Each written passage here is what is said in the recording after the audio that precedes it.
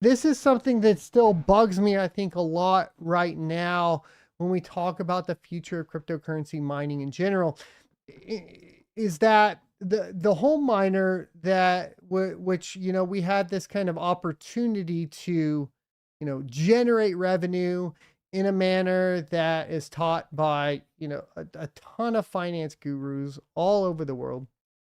you know um for example, though, like Rich Dad Poor Dad, where you buy assets, you generate revenue with that, and then you buy another asset and you continue generating revenue. Traditionally speaking, buying these types of assets do cost a lot of money, and cryptocurrency mining on GPUs was something that allowed an entry level position into the form of basically generating revenue and being financially successful, that a lot of these people that are late, what, flipping houses or owning real estate or doing something along those lines, or a bunch of bonds or a bunch of dividend stocks or something along those lines, it allowed basically the general public to kind of participate in that form of wealth generation, right? And as we move forward and everything kind of shifts into this proof of useful work or into AI models in general for GPUs, and it kind of shifts away from mineable coins, that are purely just mineable, this barrier to entry gets a lot higher, even to the point to where it doesn't make as much sense as other investments.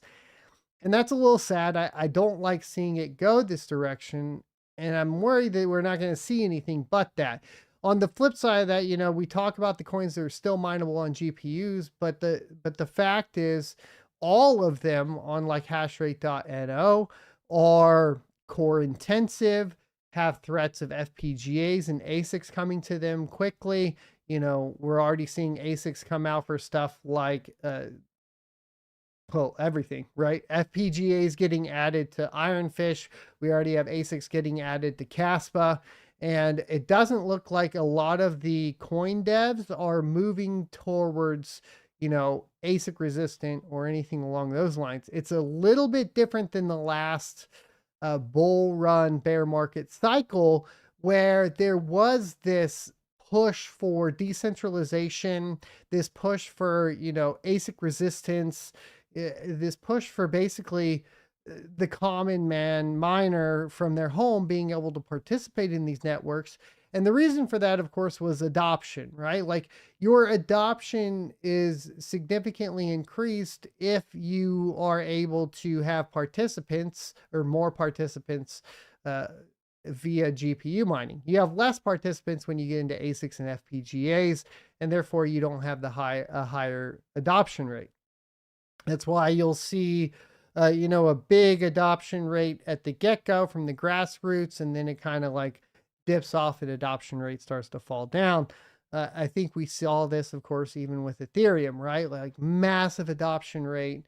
And then, like, the amount of the transactions on the server, the amount of participation post merge decreased significantly. Now, a lot of people are contributing that to the bear market, but we didn't see the same percentage of drop off on participation during the last bear market when Ethereum was still, proof of work mineable, because that's when we started to see that rise of DeFi and a huge amount of participation within the Ethereum marketplace in general. And these are all kind of this is just everything I look at when I look at cryptocurrency as a whole, and I take a step back. I do think that you'll start to see a few coins decide to start going ASIC resistant. I've even heard talks of, like, I know you can have your opinion on Ironfish, but I've heard talks that Ironfish wants to move to a different algorithm and get off of, this FPGA ASIC path that they're currently on. And I think a lot of the reason for that is that they're aware, I think, along with a lot of other people that are trying to do, build a blockchain or coin from the ground up, that your adoption is significantly bolstered if you have, more people securing the network, as opposed to just more hash rate in the hands of fewer people. And I do think you will see less participation in a lot of the coins that move too quickly from FPGA to ASICs, because the interest won't be there. People have the hardware, right? They want to generate the revenue. If you basically come onto the market and you have a good, solid foundation ready to go and you make it ASIC resistant, you got security right there, right off the bat, ready to go for you. And a lot of people are not selling these GPUs on the secondhand market. And there are still just a ton sitting around, still being turned off. Even as I have talked to, Hive OS in the past, I said, you guys, like, are you noticing like people are selling these GPUs, just deleting their accounts? And they're like, no, like they just have the GPUs turned off. That's it. And they'll see them come on for a little bit, and then they'll see them turn back off, and they'll see them come back on for a little bit and turn back off. I think that the amount of people that would also be interested would come flocking back if there was a project that did fulfill this. And it'll be interesting to see going into the next bull run if a project comes along that does do this. And I think it does have to not be proof of useful work unless it's a special kind of out of the norm proof of useful work. I think Dynex might be an example of that. But I don't think that you can expect people to purchase, whatever they're going to be, $5,000 to $10,000 like server systems.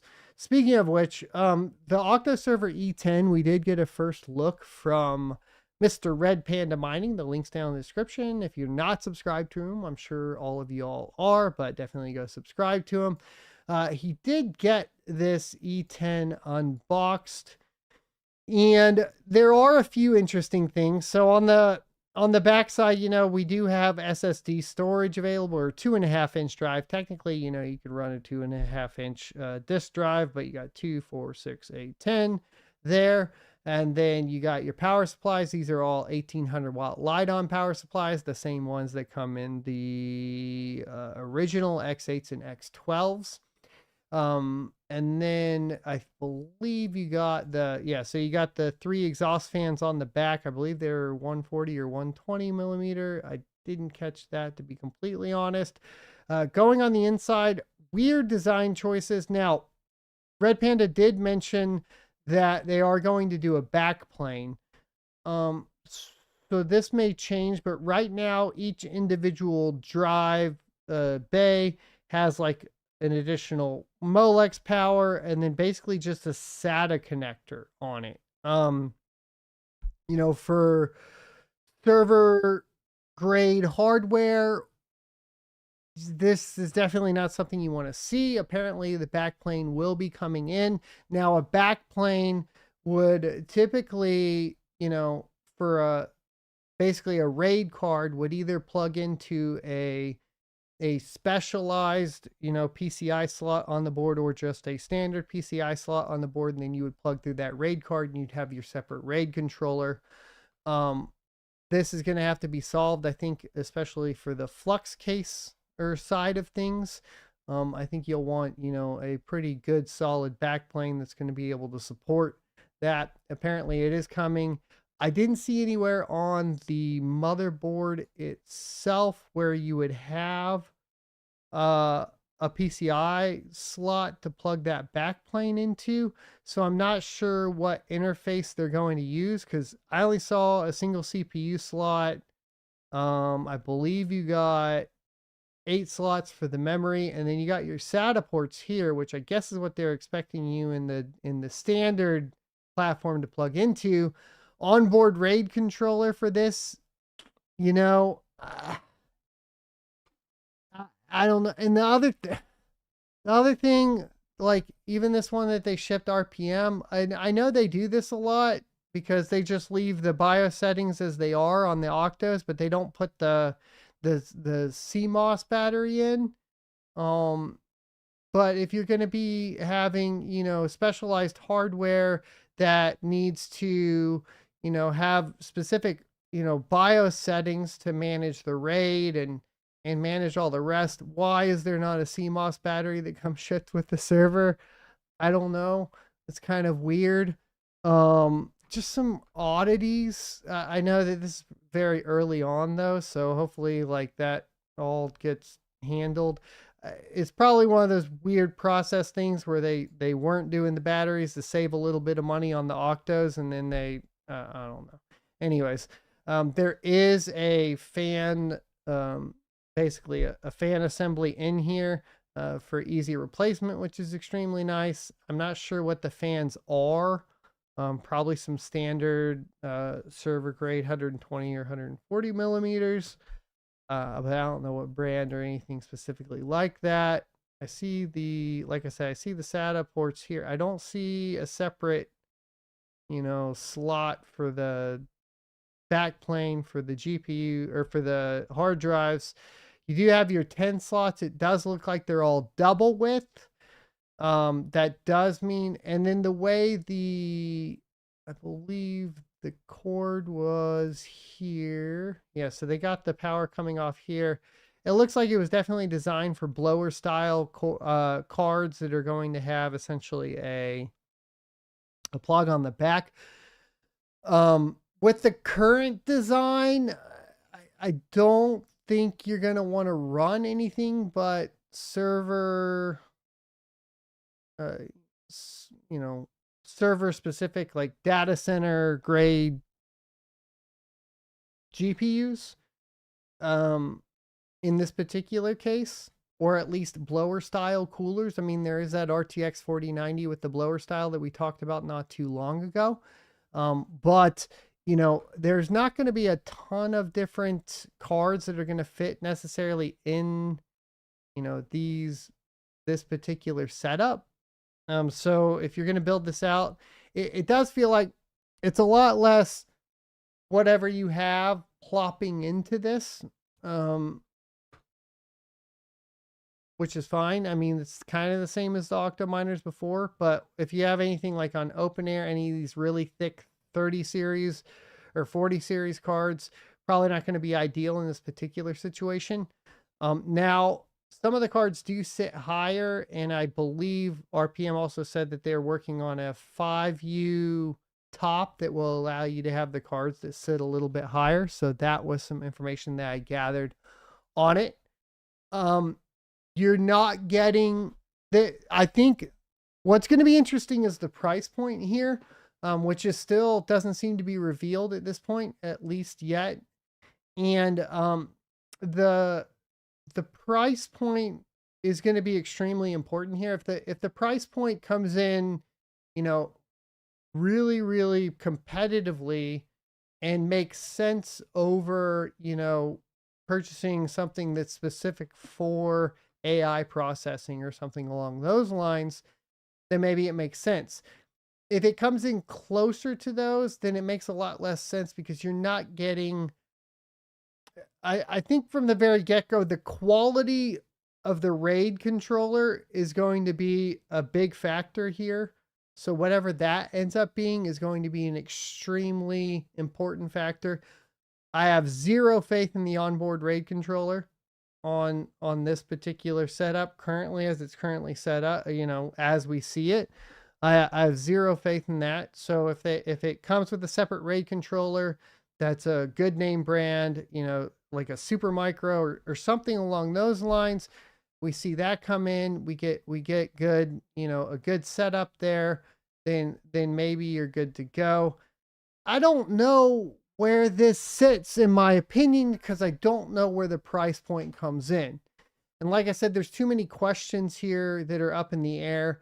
As it's currently configured, I would pick a different, I would pick a different server selection personally, just because of the way it's currently configured. Now, what this does a little bit better, obviously, or a lot better, is the amount of GPUs available to fit within this unit, right? The 10 GPUs within this unit.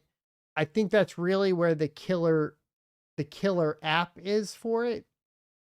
But, is that going to, I don't know how these flux nodes are going to function yet either. Like, I don't know what the primary set of proof of useful work or tasks are going to be. I've seen cloud gaming kind of demonstrated with Rocket League there. If that's the case, then, I didn't even see what the onboard NICs are here. Your onboard, you're going to want 10 gig probably, which I didn't even see what the networking is like on this one in particular. I couldn't find that. I don't think it's in here anywhere either. If it's going to be AI, it's going to be important to have, your data set up. Also, the kind of risk that you take on that. I don't know. Let me know what you guys think of the Octa server E10 and where you kind of think this whole thing is headed. Like we don't really have enough information on what kind of tasks are going to be required for Flux proof of useful work. We don't know what that is going to entail fully yet. We don't know what the final version of this Octa server is going to be quite yet either. And so there's just too many things in the air. I would be cautiously optimistic surrounding it all. And then, kind of make sure that you aren't going to, I wouldn't go out day one, buy this and not knowing if you have the proper internet connection, right? Does it that, you aren't going to need a really good RAID controller with, that you're not going to need really good, 10 gig internet, or 10 gig NICs plugged up to these things to really process that data properly. And until you really know all of that, it doesn't, it's just, I assume that Flux, because of the Flux and Octominer discussion, that there is a bit of that it has been talked about what's going to be needed and what's not. I just don't know what those are yet. So thanks for checking out this clip from the Crypto Mining Show. You can check out the full episode here or more crypto content down here. Also, I'd like you to check out my locals page at sonofatech.locals.com, where you can become a member for free or choose to be a $5 a month supporter that unlocks additional content.